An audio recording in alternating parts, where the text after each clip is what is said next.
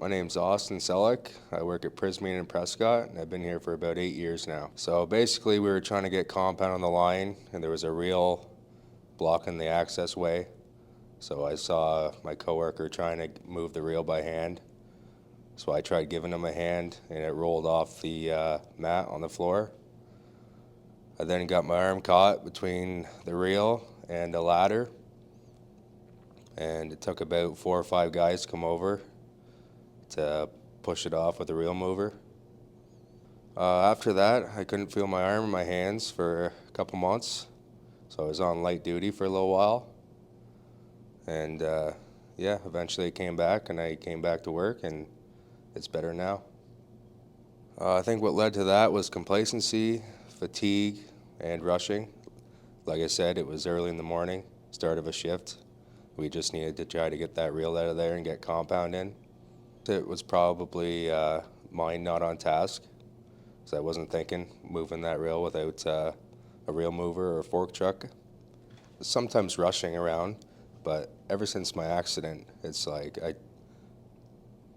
try to follow Safestart, and I think more than reacting before thinking, because I don't want that to happen again or anything like that, because it was pretty scary. So I've ran the line for 8 years now, so it's kind of just everything flows. So it's like, yeah, you don't think something like that would happen, but it does.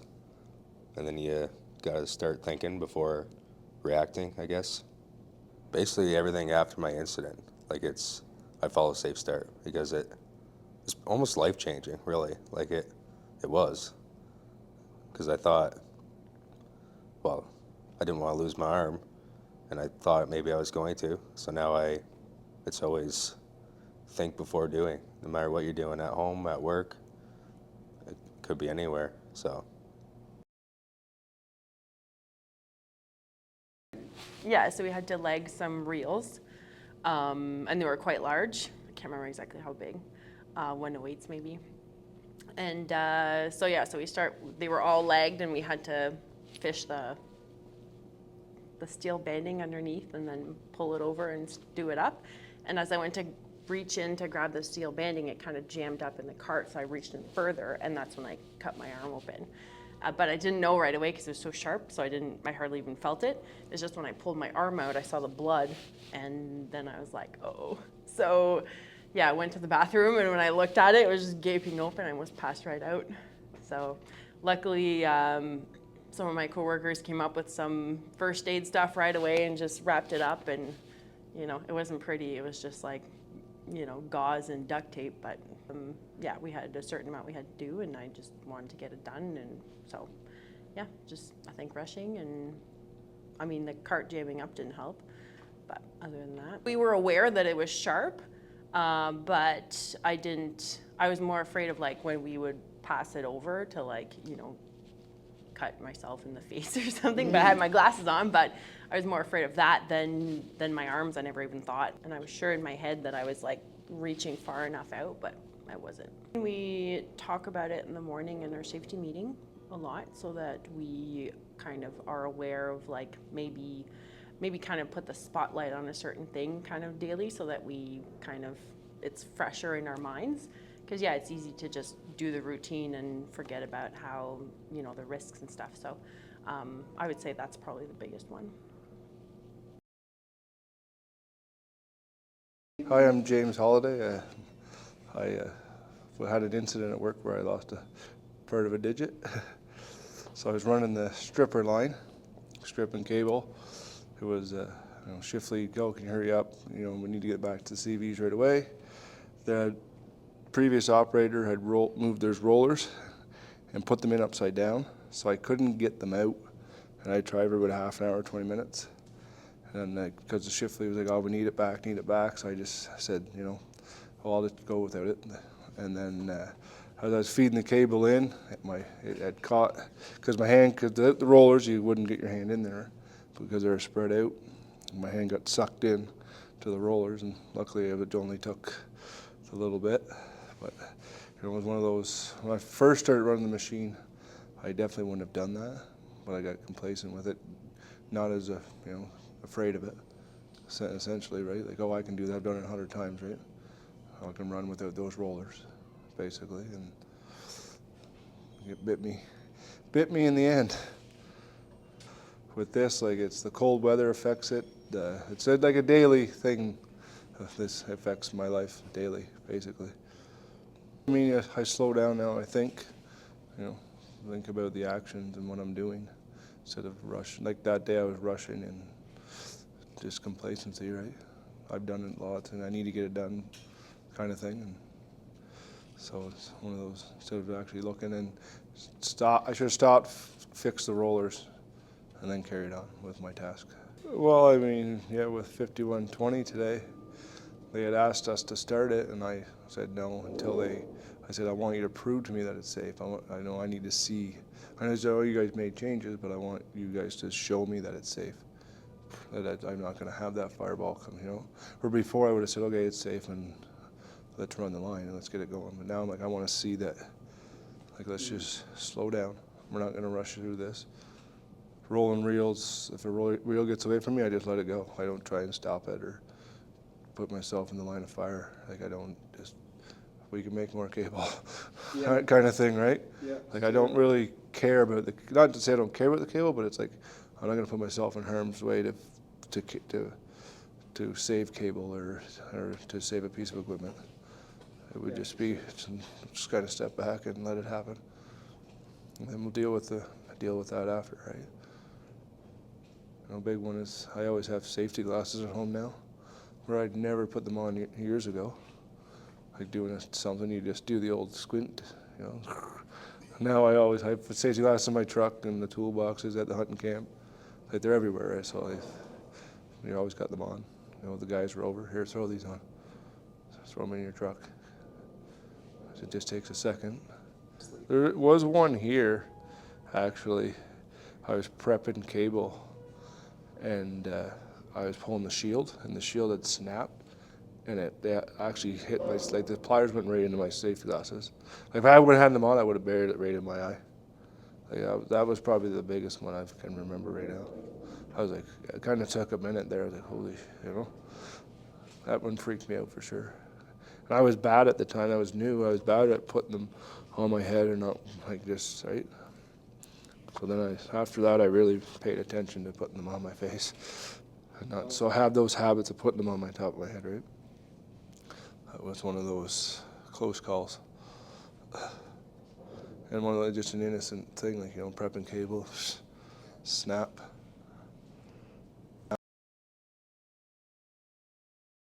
Hi, I'm Joe Massey. I have a Safestart story for you. June 23rd, 1999, it was the last day of school. Not just a year, but forever. I was 17. After school, I was splitting wood with my grandpa and my dad, not with an axe, but with a wood splitter. And it was the last day of school. I was thinking about the summer ahead of me, and my thumb got in the way between the pusher and the block of wood, and I crushed my thumb. Hurt myself pretty bad, ended up going to the hospital. I got 19 stitches. Yeah, it went black. I lost a nail. About a month or so, it was pretty much back together. I was worried I was going to lose my thumb. I play piano. You kind of need your thumb for playing piano. So it was scary for a little bit, but luckily I still have it. I was probably tired because I had gone to school all day. This was like 4 in the afternoon.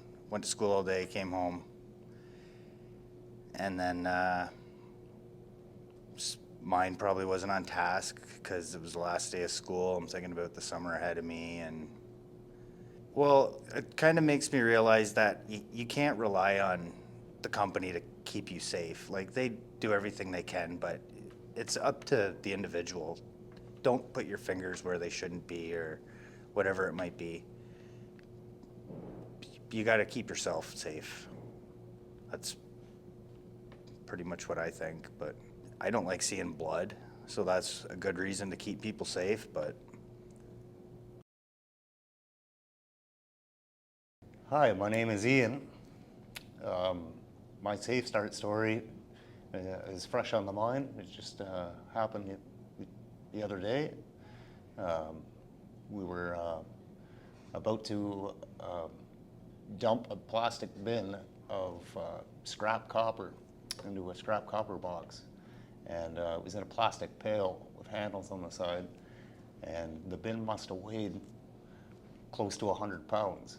And so I offered to help, to assist the fellow on the line beside me. And two of us were going to lift it and throw it in. And at the last minute, as we were about to lift it,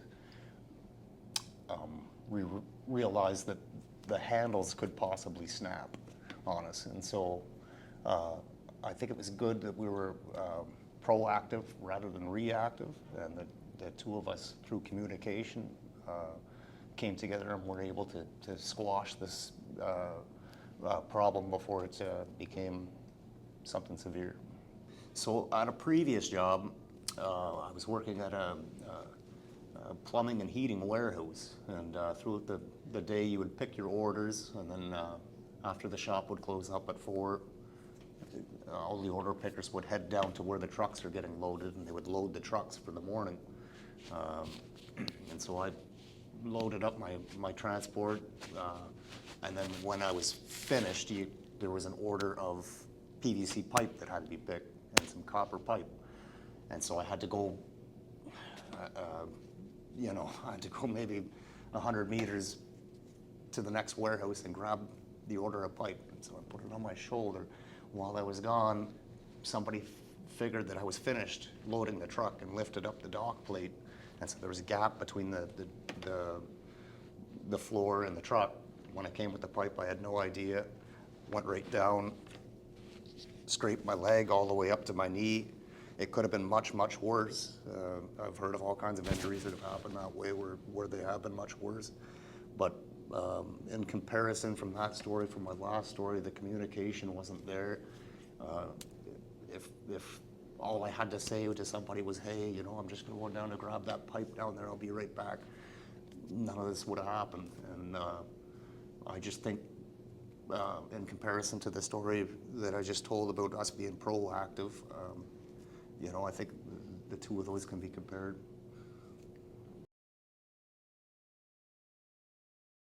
I am Karanjal from operator from 5521, and I have a recent safe story from yesterday. So I was working online. The cable was quite heavy, and I was trying to feed it into the capstan using the rope. And when I was feeding it into the capstan, I noticed the rope started slipping off. So I was trying to hold the rope with my hand, so that it doesn't slip off. But what happened was, because the capstan's quite strong, and it pinched my glove, and it caught onto my glove. It could have been really worse. It could have been my finger. Two things that I could have done to avoid that is I should have thought before, should I put the friction tape on it? Or if I see it slipping off, I should have hit the e-stop rather than holding it with my hand. So the takeaway is just think before what you're trying to do, or just go with a safer option. It was my quick reaction. I just tried to hold on to the rope. It was on the cable and tried to just hold it so that it doesn't slip off, but it caught onto my glove.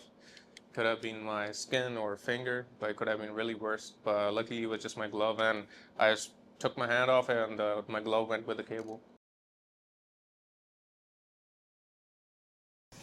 All right, my name is James Fortin. I've been working here for just under a year now on the serve line.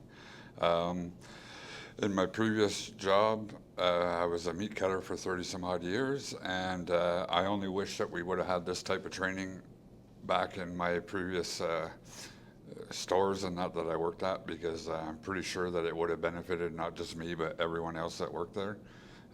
I've really learned how to self-trigger and think before I do something now. So, well, just the other day I was jacking up my truck. As I was jacking it up, I noticed that the jack was starting to slip, that the truck was sort of rolling. So right away I just stopped, self-triggered, and put blocks in behind the back wheels before I continued on. Normally, I'm not sure that I would have actually thought about that. If I hadn't had the training, I would have just kept going and hoped for the best. And yeah, I'm sure that the training definitely helped me there.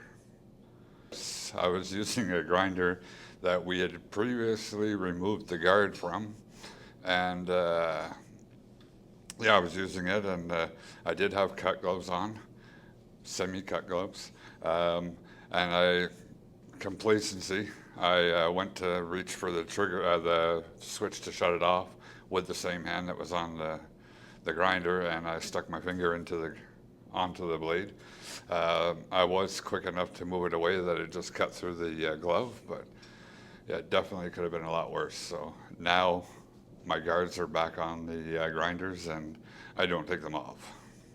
Yeah, when I first started, it was on a Sunday morning. I was in the meat department by myself, and we had the old fridge doors, the wooden fridge doors, and I was cutting spare ribs on the saw, and another employee came and grabbed the handle, but when he did, I jumped, and I put 2 fingers onto the saw blade. But I was lucky that it cut him this way and not that way. I didn't go across the blade, so it just, I had like 15 stitches on the 2 fingers. But, oh yeah, I've definitely had a few calls. And definitely you can tell that a lot more people are paying more attention to it, and like I'm all for change anyways. So if it's change for the better, it's